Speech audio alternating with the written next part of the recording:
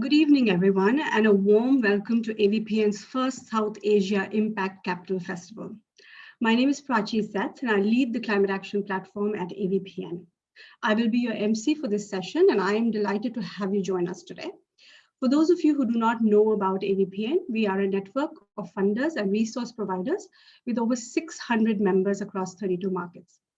Our mission is to move more capital towards impact in Asia by providing social investors like yourselves opportunities to connect with key stakeholders across various sectors and markets, to learn from one another and to find opportunities for action.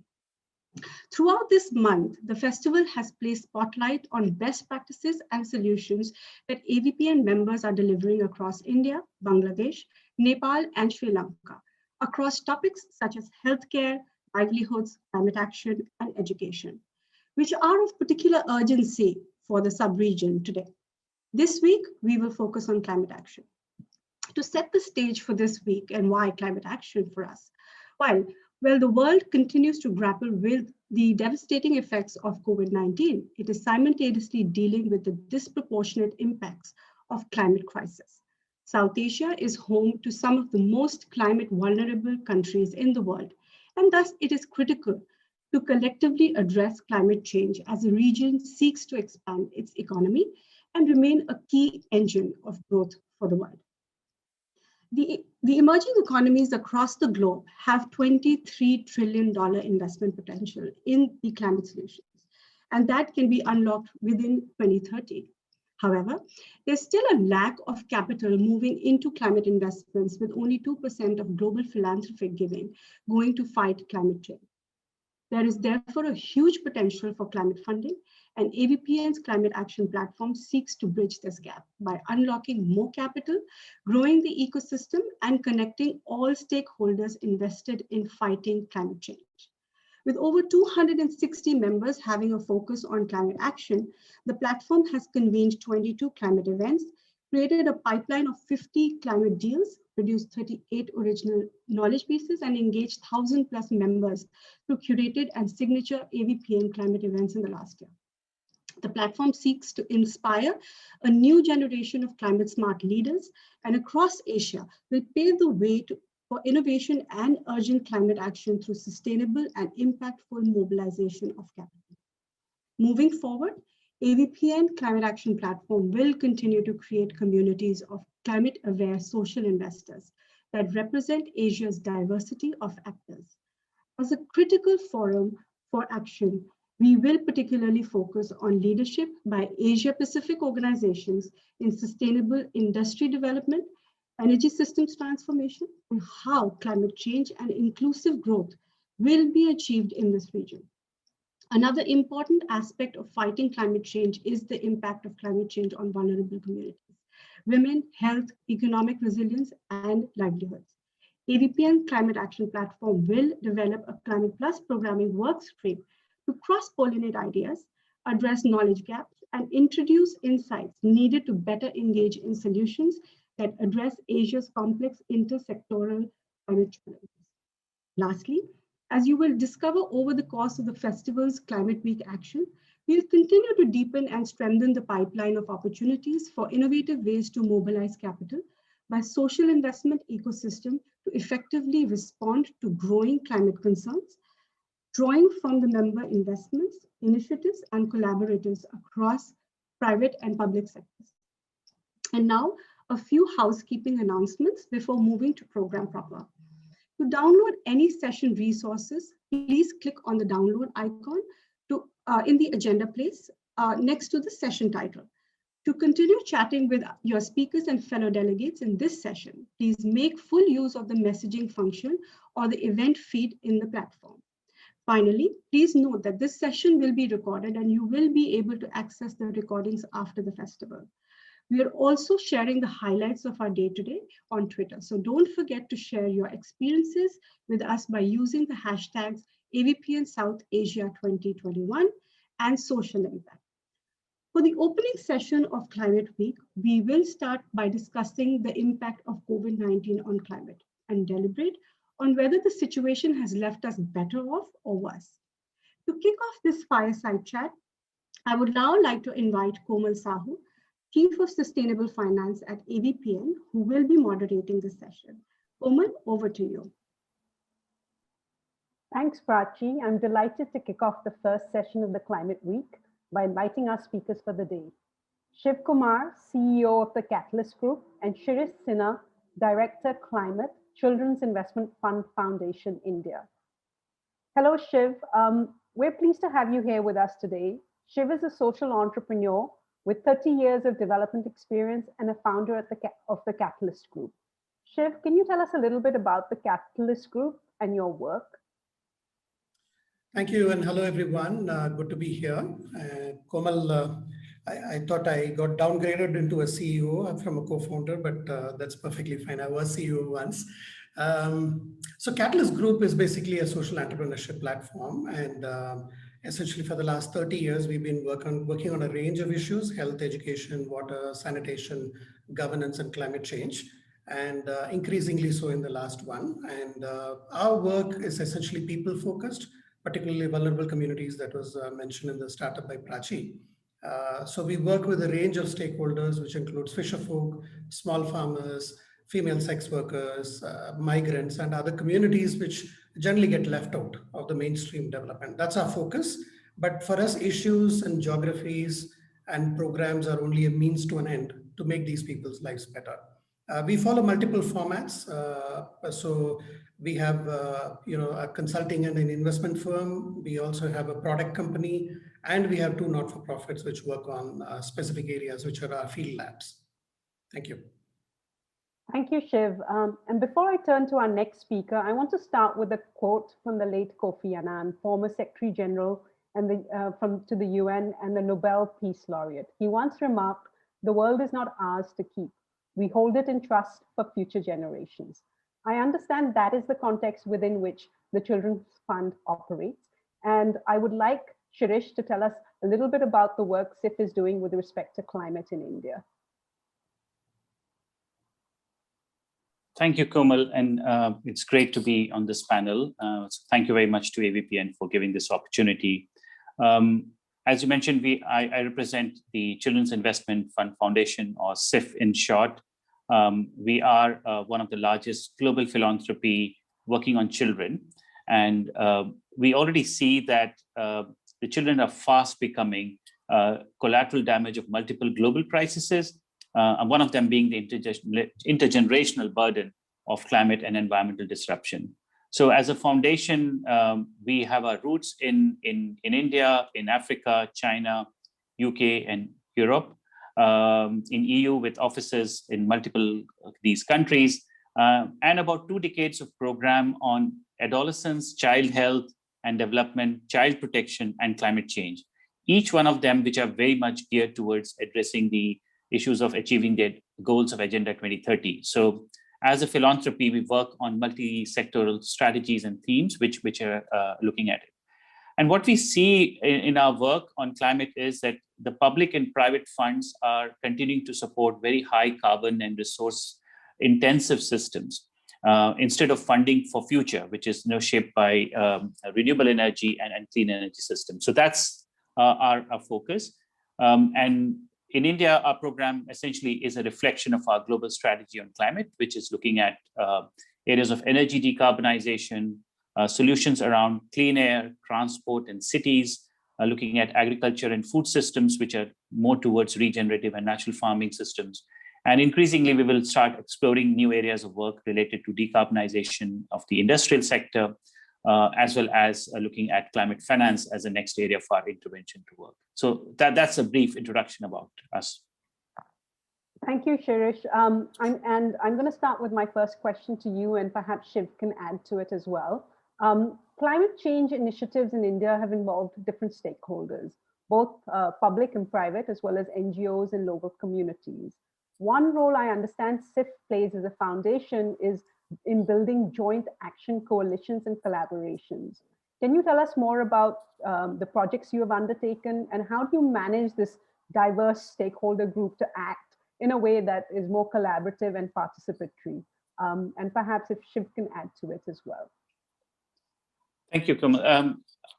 Our experience shows that when we deal with areas of energy transition, there are many challenges which are embedded in the complex political as well as the socioeconomic context and the diversity of the country and region. So while we are very much oriented towards strategy and outcome results that we are focusing on, we take into context each country and the context altogether. And that's the way we have shaped our work in India.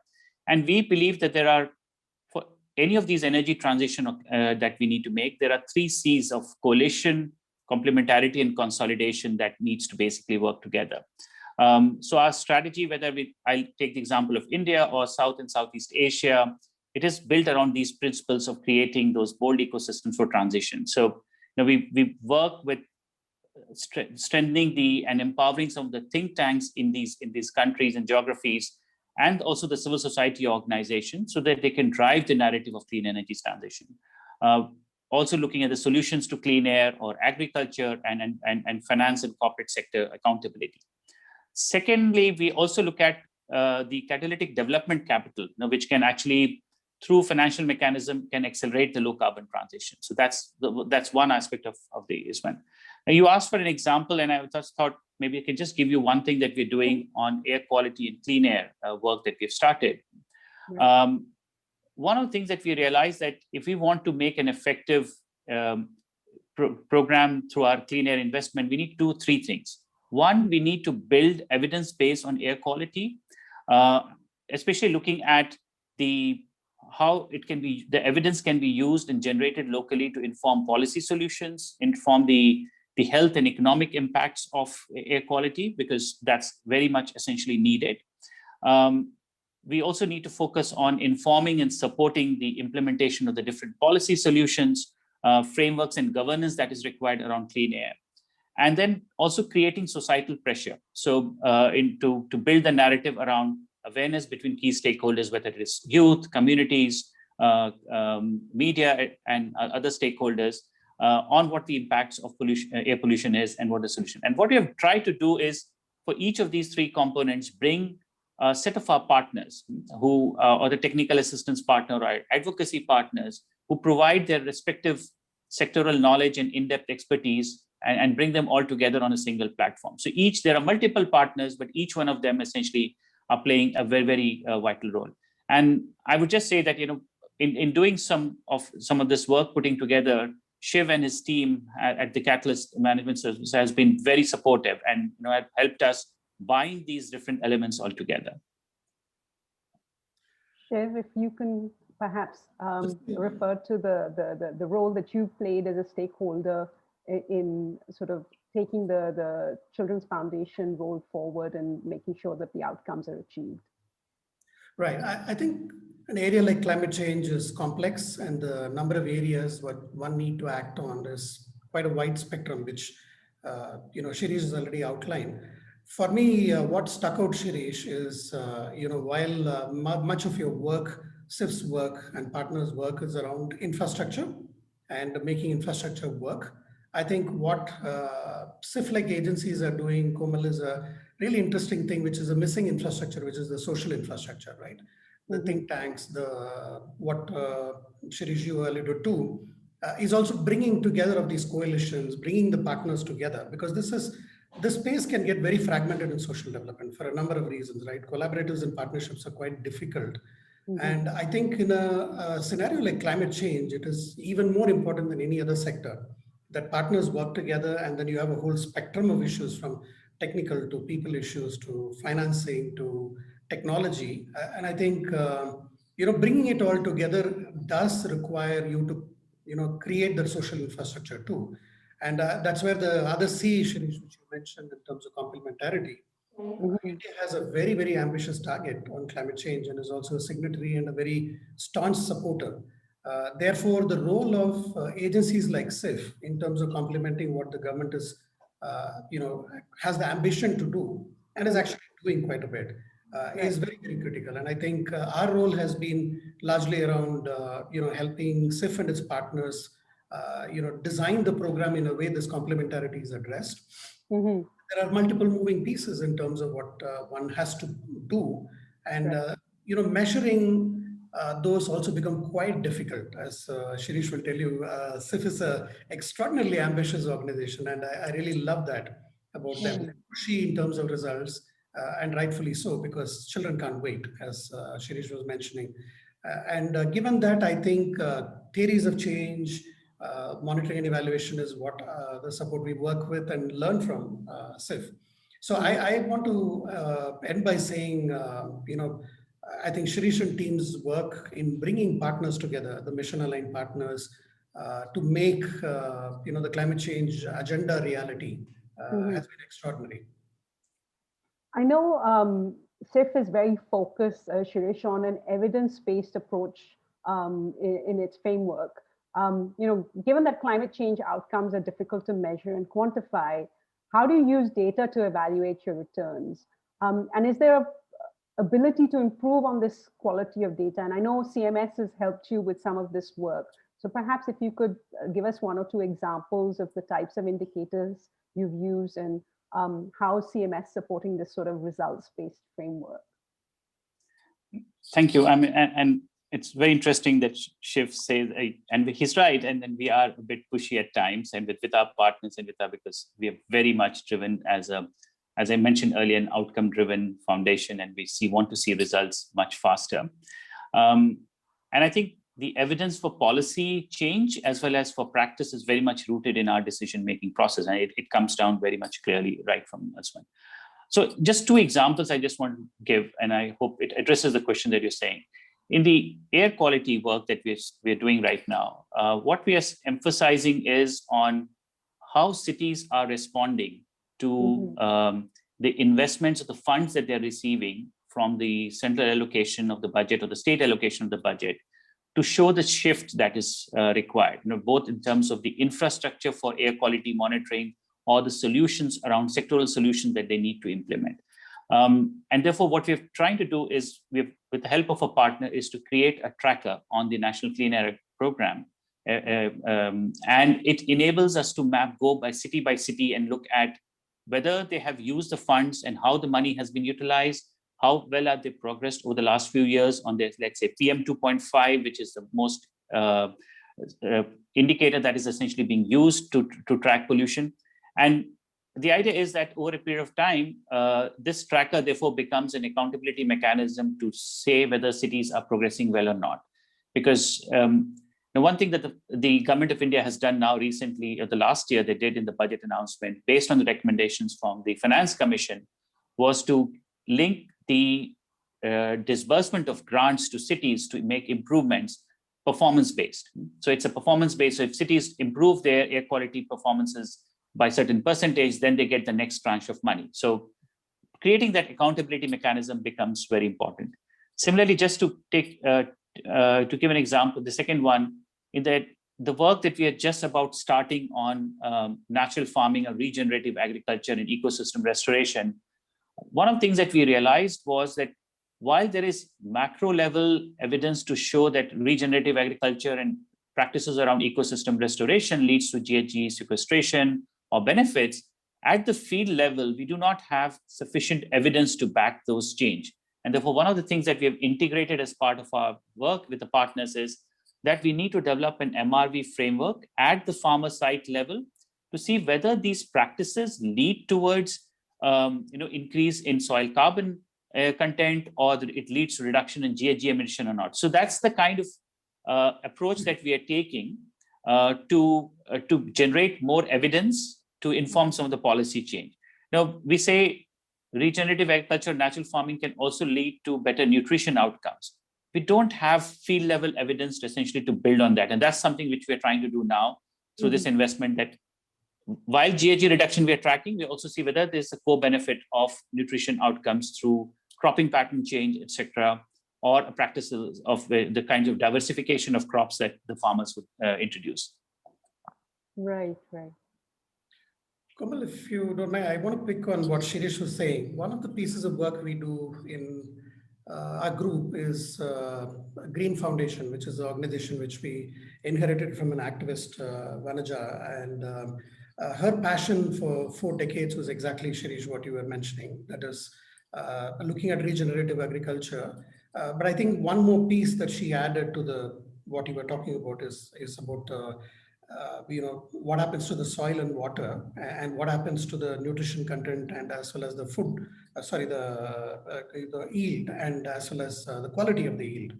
I think Banaja took it one more step in terms of looking at what happens to the food systems ultimately, because that is the ultimate benefit is also there, not only to the environment, but also to the people. I think, this triple P, what we keep talking about in Catalyst Group, is the people, planet, and prosperity. And I think increasingly, if we are not able to connect the dots, I don't think development investments can just address one P at one time. And these interconnectedness is what we were missing quite a bit. And I think it's great that, again, SIF is going to bring out that evidence, Shirish, because every time I wonder about the whole issue of regenerative agriculture is, who cares, who pays and who benefits, right? And these three are completely misaligned. And I think that's where a lot of hard work is required to align them. Right. So Komal, if I can take a minute just to add to the point that Shiv said, one of the things, Shiv, we are also trying to do in this agriculture investment is that what will really motivate farmers if you don't have access? One of the aspects would be the access to markets. And of course, it's a slightly more debatable subject at this stage in India. But unless there is a clear access to markets for the different, if they make a shift, first of all, to a new set of cropping pattern altogether, it will not become a viable system. So that links to your food system. What the behavior for the consumers, urban consumers, or consumers in general would be to different food system that is there. And that's all part of our global strategy that we have, so food systems and land use change strategy that we have. And we are hoping that the India program, which is the first one to start working on this direction in the SIF portfolio, provides evidence for us to bring this to other geographies, to Africa or to Southeast Asia as a starting point. But agreed completely that we need to look at the larger linkages of the food system altogether. Have you noticed that, does India become a test bed? Is it for the rest? Can you take innovations that happen in India to the rest of the markets that you're working with? I would say India provides that diversity of the socioeconomic context, which enables you to test new ideas at times and also work with them to scale. And the potential for scaling up is significantly very large in India itself. So a lot of our investments that what we internally call as proof of concepts are built on exactly this principle that we can start here in India with the potential for scaling up. But we also would have evidence that gets generated, the lessons that get generated, which can be transferred or at least be used to shape some of our new investment in new geographies. So not exactly, I would say West, but to some extent, probably yes there, but also in other developing country context. Yeah. I think the other way around also happens, isn't it, Shirish? Absolutely, some technologies get developed in the West. For example, I work with the Natural Resource Institute, which has developed a technology to make bricks out of fly ash. And, yes, it's being used in UK quite extensively, but where is the biggest fly ash producer? It's countries like India, right? And where is it dumped and not really utilized very well? It's us. So I think there is, a two-way innovation definitely possible.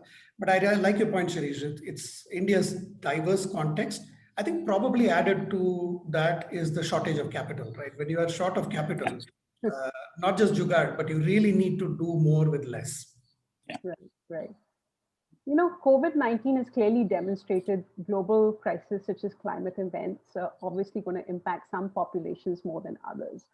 Now, how do we avoid these negative impacts of climate change? And we've talked about clean air. Both of you have talked about clean air, but what about livelihoods? Can you expand on the work that you're doing, Shiv, in this area? And again, how it's impacting in terms of, also you've talked about natural, regenerative agriculture. Again, how does climate impact that? Oh, hugely. I think, as you know, economically, India was not doing very well when COVID hit, right? Yeah. And COVID was a body blow to poor people's livelihoods, particularly those who are living on the edges of poverty, right? And today, if you look at India's growth story, it's by the migrants. whether they're daily laborers or people like us on the call.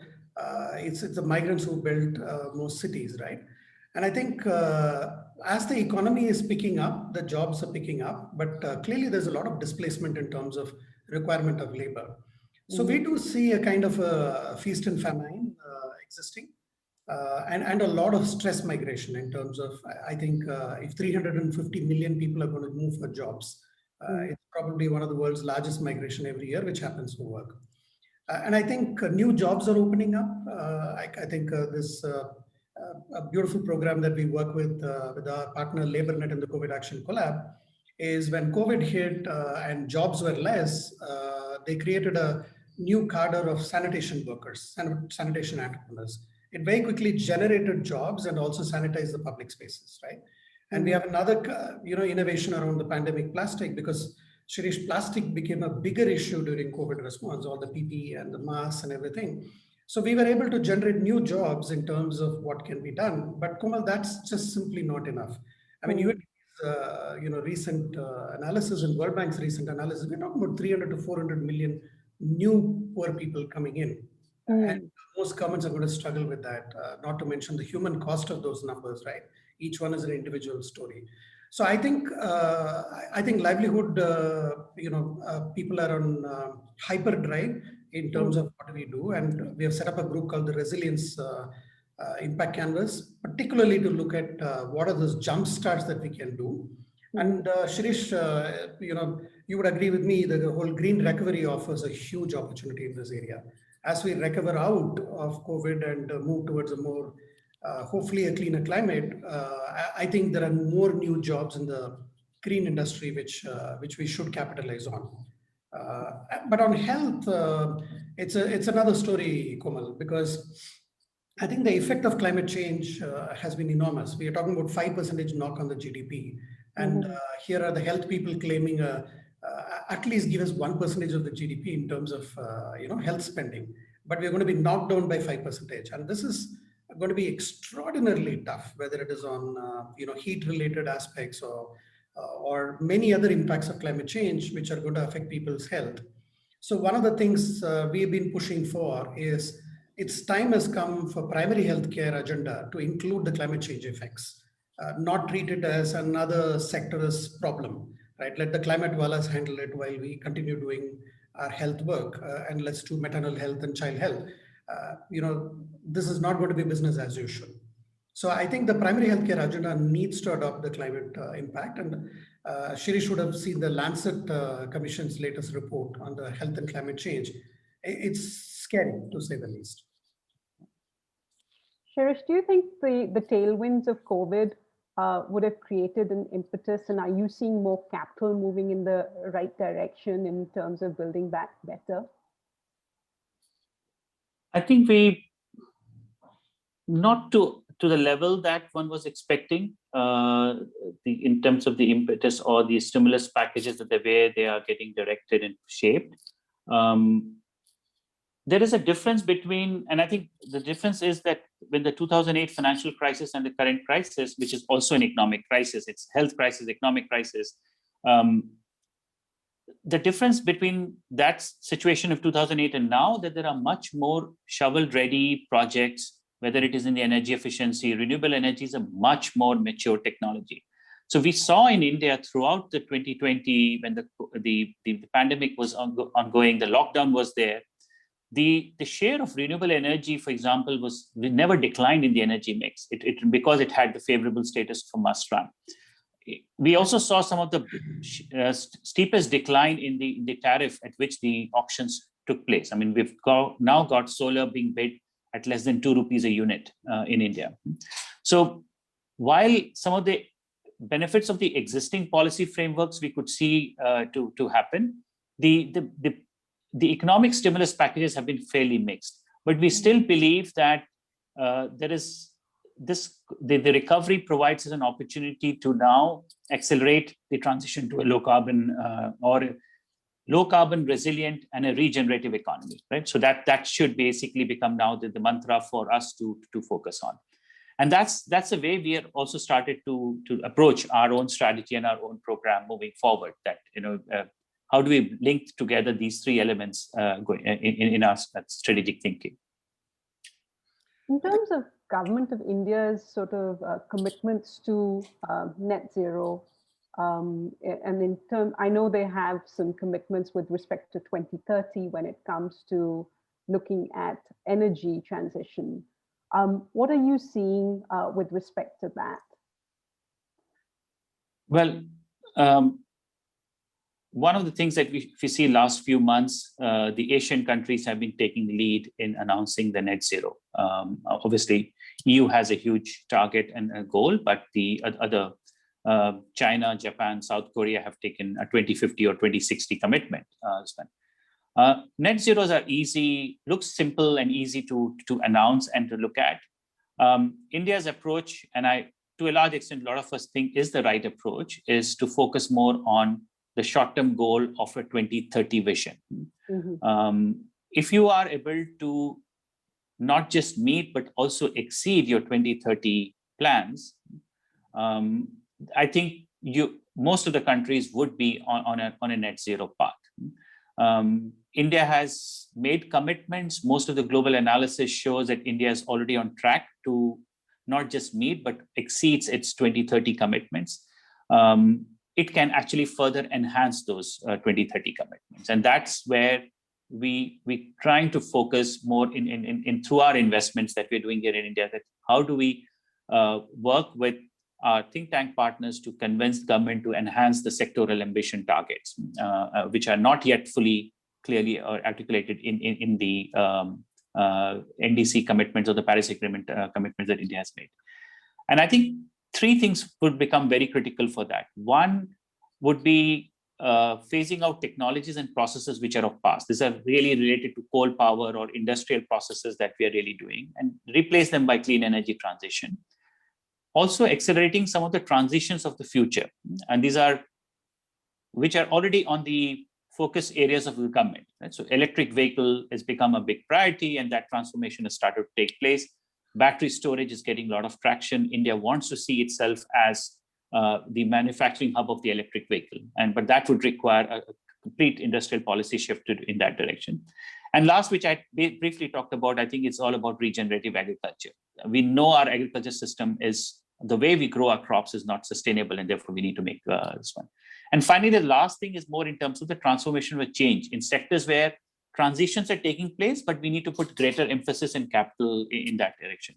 So industries and urbanization, Shiv talked about one of the impacts of the COVID was the migration. It clearly showed how poorly our planning for many of our cities and urbanization has been, and it needs to be relooked. And cities become an ecosystem where a lot of these strategies can actually come together, and we can actually make cities much more resilient and stronger moving forward. Let me take the investment question a little bit further. I think, Shirish, those investments that you spoke about are at a macroeconomic level. And I think there are two more investment layers one should talk about, Komal. I think one is around what can Indian organizations and companies can do, right? And invest in India on green tech and climate resilient technologies, circular economy solutions. I think there's a huge vacant space there. One of the examples I would give you is our work around plastics, where we built a circular economy construct for Marks and Spencer in terms of taking their hangers, which is really low quality plastic, which ends up in oceans, and bringing it back, repurposing it, recycling it where required, and getting it back into the supply chain. Through that, in just 1 year, we have saved around 250 tons. And this is just one brand. And we are talking about one item, which is hangers, right? Can you imagine the potential of this? And this is a completely social entrepreneurship move, zero capital from anybody else. In fact, Marks and Spencer saved money, and we were able to put money in the hands of communities, particularly poor communities who work on these projects.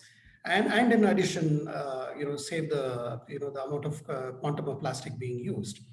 I think there's a big space around social entrepreneurship, which opens up where corporations and impact investors should invest. And I know there's a lot of movement in that angle.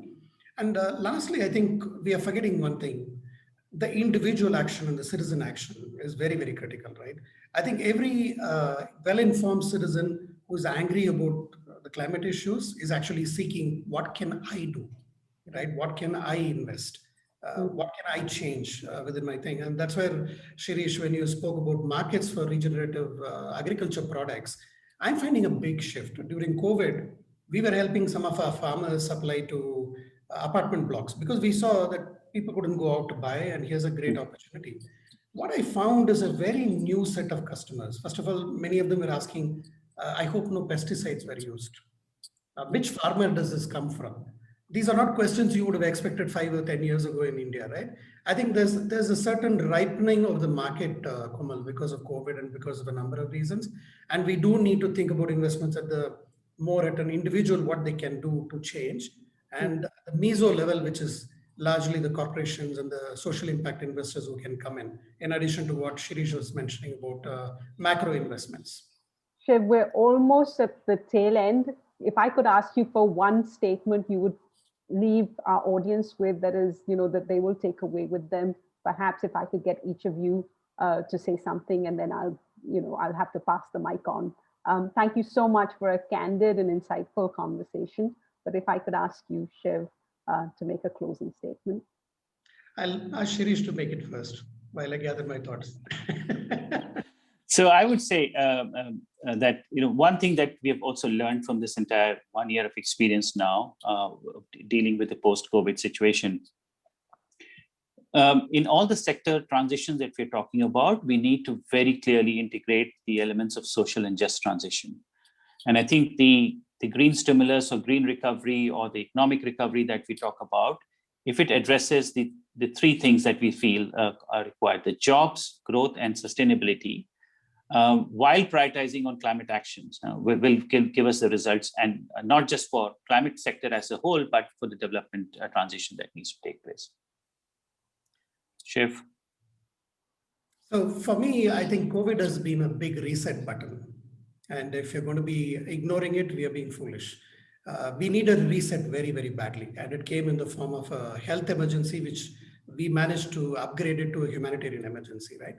And I think this reset button needs to be pressed, and we need to stop looking at things from siloed action. And I really like your point, Shirish. It's job creation with economic growth, with environmental going forward, right? It's not either or. I think solutions like this are not esoteric anymore. They are in our grasp. And I think we have a responsibility to do it, and do it now.